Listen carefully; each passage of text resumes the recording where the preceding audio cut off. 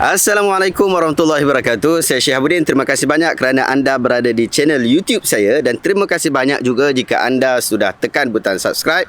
Kalau belum tekan butang subscribe berkenaan, tekan butang itu sekarang. Kalau ada video-video yang bermanfaat, insya-Allah akan ada kat feed YouTube anda. So hari ni kita nak react untuk satu video yang dikeluarkan oleh Al-Fadhil Ustaz Faiz Al-Azhari. Jom kita dengar apa yang beliau katakan.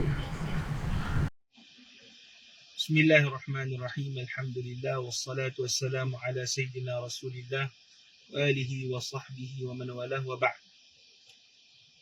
Berkenaan dengan isu capal yang dibising-bisingkan oleh ramai orang, terutamanya daripada puak ekstrim, satu benda yang perlu diingatkan berkenaan dengan kefahaman para ulama terhadap umat baginda Nabi sallallahu alaihi wasallam, bahawasanya Nabi SAW tidak takut ke atas umat baginda itu berlaku syirik.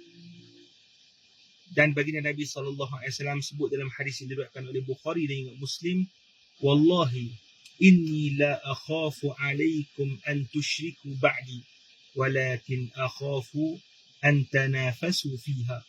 Maksudnya, demi Allah, Nabi SAW bersumpah dengan Allah Subhanahu wa taala bahawa baginda tidak takut untuk umat baginda Nabi SAW berlaku syirik selepas daripada kewafatan baginda. Yang Nabi takut adalah bahawa umat baginda ini sibuk berlumba-lumba untuk mendapatkan dunia, habuan dunia. Itu yang disebut oleh Rasulullah SAW. Kata Imam Ibn Abdul Bar radhiyallahu ta'ala dalam kitab Tamhid, dia kata apa? Man khafa ala ummati Muhammadin bima lam yakhaf alaiha nabiyyuha faqad jaa min at-ta'assufi ma la yakhfa. Maksud kata Imam Ibn Abdul Bar tadi, siapa yang takut ke atas umat Nabi SAW apa yang nabinya sendiri tidak takut, maka dia telah datang dengan faham yang ta'assuf. Ta'assuf ni yang ekstrim, ataupun ta'assuf ni faham yang berlebih-lebih, berpayah-payah, yang sepatutnya tidak ada pada baginda Nabi SAW, seperti tidak lagi tersembunyi yang disebutkan oleh Imam Abdul Bar radhiyallahu ta'ala anhu. Pelik sungguh kenapa masyarakat cuba mempolemikkan faham ataupun mempolemikkan berkenaan dengan capal, sedangkan tidak ada siapa pun di kalangan umat yang menyembah Allah Subhanahu Wa Taala, mencintai baginda Nabi Sallallahu Alaihi Wasallam, menyembah seperti apa yang mereka bayangkan. Kesemuanya itu saya ingatkan bahawasanya kosong dalam minda orang yang ekstrim tadi, yang menuduh umat Nabi Sallallahu Alaihi Wasallam dengan bermacam-macam tuduhan yang tidak patut. Kosongnya dalam minda mereka sikap ta'zim terhadap umat baginda Nabi sallallahu alaihi wasallam. Wallahu subhanahu wa ta'ala alam. Saya harap ini dapat disebar-sebarkan kepada sekalian ahbab-ahbab umat baginda Nabi sallallahu alaihi wasallam, supaya kita meninggalkan perbuatan menuduh sesama umat baginda sallallahu alaihi wasallam. Assalamualaikum warahmatullahi taala wabarakatuh. Waalaikumsalam warahmatullahi wabarakatuh. Okey, apa yang Ustaz Faiz tadi sebut berkaitan tentang isu ni, sebenarnya saya cuba untuk buat semakan. Saya cari semak sana semak sini kenyataan yang dikeluarkan oleh Ustaz Faiz, dan kita jumpa ada satu carian di Google yang sangat menarik hati saya, iaitu di Twitter Habib Ali Al-Jufri. Jom kita tengok apa yang dia sebut di dalam Twitter tu. So apa yang dia kata dekat situ? Dia masukkan qala sallallahu alaihi wasallam, wallahi ma akhafu alaikum an tusyriku ba'di walakinna akhafu alaikum an tanafasu fiha fatuhliku kama halaka man kana qablakum. So yang ni yang Ustaz Faiz sebut tadi hadisnya. Kemudian dia sebut Al-Bukhari wa Muslim, maksudnya hadis ni diriwayatkan Bukhari dan Muslim. Kemudian dia sebut qala al-Imam Ibn Abdul Bar fi Tamhid mu'alliqan fil hadis.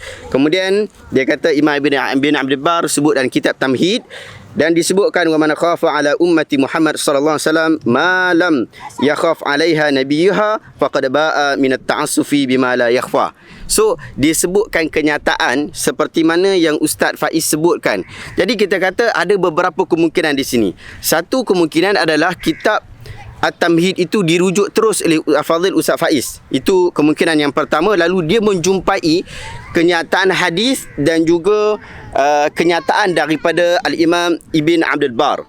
Yang kedua adalah kemungkinan dia terus ambil daripada kenyataan Habib Ali Al-Jufri tanpa dia buat semakan langsung dengan kesiqahan kepercayaan kepada Habib Ali Al-Jufri.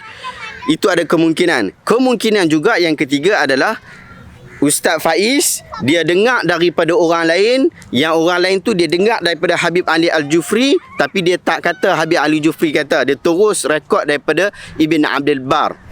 Tapi setelah saya buat semakan daripada kenyataan dan juga hadis daripada kitab At-Tamhid. Maksud tadi Ustaz sebut bahawa dalam kitab At-Tamhid. So kita pun pergi carilah dekat kitab At-Tamhid tu. Bila kita pergi cari dekat kitab At-Tamhid, ada dua fakta menarik di sini. Satu ialah kenyataan yang dikeluarkan oleh Ibn Abdul Bar memang ada dalam kitab At-Tamhid, tapi tak disekalikan dengan hadis tu. Hadis tu memang ada, bahkan 2 kali di dalam kitab At-Tamhid, tapi tak disekalikan dengan kenyataan. Yang pertama saya jumpa pada jilid 24 halaman 266 hingga 267. Ini kenyataan yang disebutkan oleh Ustaz Faiz tadi. Tapi ceritanya adalah berkaitan tentang bercium ketika berpuasa. Disebutkan sebahagian orang yang memakruhkan ciuman ketika berpuasa berdalilkan dengan kata-kata ini. Siapakah lagi yang lebih menguasai nafsunya berbanding Rasul SAW? Sedangkan fatwa Aisyah mengharuskan ciuman bagi orang berpuasa adalah satu dalil kepada orang yang dapat menguasai dirinya daripada merosakkan puasa. Disebutkan oleh Malik daripada Abi An-Nadhir daripada Aisyah binti Talhah. Beliau pernah berada di sisi Aisyah, kemudian suaminya masuk, iaitu Abdullah, dan berpuasa masuk.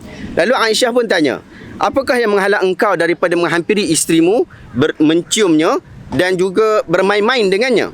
Abdullah kata, adakah aku akan cium dia ni sedangkan aku puasa? Kemudian Aisyah jawab, ya, tak ada masalah pun. Kemudian setelah itu disebutkan wahiyallati rawatil hadis. Aisyah lah orang yang meriwayatkan hadis, wa alimat makhrajahu, dan dia mengetahui macam mana hadis itu disebutkan oleh Rasulullah SAW. Kemudian dia kata apa? Wa man khafa ala ummati Muhammad ma lam yakhafhu alaiha nabiyuha faqad jaa min at-ta'assufi bima la yakhfa. Sesiapa yang takut berlaku sesuatu kepada umat Muhammad sedangkan perkara itu tidak ditakuti oleh nabinya, maka dia telah melampau pada perkara yang tak perlu ditakuti.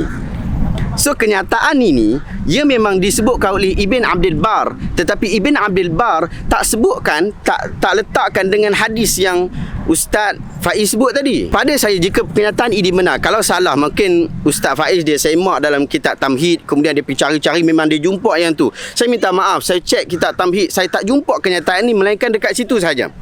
Perkataan di dalam kitab At-Tamhid yang berjilid-jilid tu hanya berada pada kawasan itu saja. Jika Ustaz Faiz kata yang memang saya jumpa dalam kitab Tamhid, mungkin Ustaz boleh tunjukkan dekat mana yang dia sebut yang tu yang dikaitkan dengan hadis yang telah disebutkan tadi. Ini di antara cara Ustaz untuk bertanggungjawab dengan kenyataan yang Ustaz terbitkan. Yang kedua, jika kenyataan ini diada-adakan, ini nak membuktikan bahawa ada orang cuba untuk nak mereka satu kenyataan nak disandarkan kepada Ibn Abdul Bar, sedangkan ia bukan kenyataan Ibn Abdul Bar. Ini adalah satu penipuan yang jelas dan juga nyata. Hadis ini memang ada dalam kitab Ibn Abdul Bar, jilid yang kedua, halaman 302.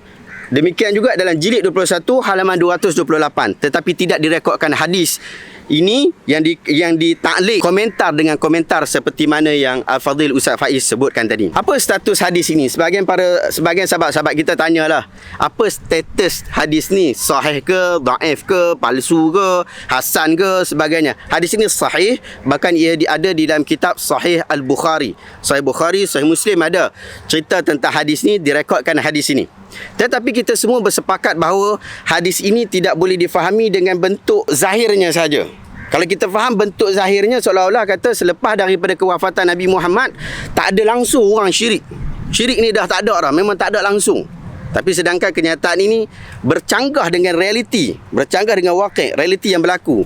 Iaitu yang kita nampak hari ini, ada orang daripada kalangan umat Nabi Muhammad ada yang syirik, ada yang pergi dekat Pulau Besar orang buat syirik. Dan pihak Jabatan Agama telah melarangnya. Dekat Pulau Besar, orang pergi sembah kubur. Ini adalah perbuatan yang syirik. Orang pergi ambil batu dan menyembah batu, meminta kepada batu. Itu adalah perbuatan syirik. Macam mana kita nak kata selepas kewafatan Nabi tak ada lagi syirik? Dan Nabi tak takut akan berlaku syirik. Jadi hadis yang disebutkan tadi memang jelas, cuma ia perlukan kepada penilaian para ulama. Maka kita pun rujuklah kitab para ulama. Antara kitab ulama yang sebut, kitab yang syarah kepada Sahih Bukhari tu. Kalau daripada sudut hadis ni, memang jelas-jelas sungguh bahawa para sahabat Nabi selepas kewafatan Nabi, mereka tidak mensyirikkan Allah. Maksudnya hadis ni nak cakap pada sahabat Nabi yang dengar tu, bukan jaminan kepada orang selepas tu. Iaitu yang berada pada zaman Nabi, mereka tak syirikkan Allah Ta'ala selepas kewafatan Nabi pun. Sebahagian para ulama', bahkan sebahagian tempat yang lain, Al-Imam Ibn Hajar Al-Asqalani dan Fathul Bari, dia kata yang dimaksudkan dalam hadis tu tidak syirik, umat aku tidak akan syirik selepas ini. Yang dimaksudkan itu adalah sekumpulan besar. Maksudnya majoriti umat Islam nanti akan syirik. So tidak berlaku seperti itu. Yang berlaku mungkin sekelompok kecil yang kita dapat lihat, ataupun individu-individu. So kita kena jelas perkara itu. Bahkan kalau kita percaya terus biji macam mana yang Ustaz Faiz sebut sebelum ni, maka kita nak buang mana banyak hadis-hadis Nabi SAW yang sebut berkaitan tentang syirik. Dalam riwayat Muslim sendiri, Nabi SAW sebut tak akan hilang dunia ni, maksudnya tak akan kiamat, tak akan hilang malam dan juga siang, melainkan disembah Lata dan Uzza. Masa ini tanda-tanda kiamat nanti akan berlaku. Orang kemudian akan kembali menyembah Lata dan Uzza. Kita tahu bahawa Lata dan Uzza bukan agama baru. Mereka syirik kepada Allah. Dalam masa mereka mengikuti ajaran agama Nabi Ibrahim dan Nabi Ismail, dalam masa yang sama juga mereka menyembah Lata dan Uzza. Jadi ini telah ditunjukkan dalam hadis.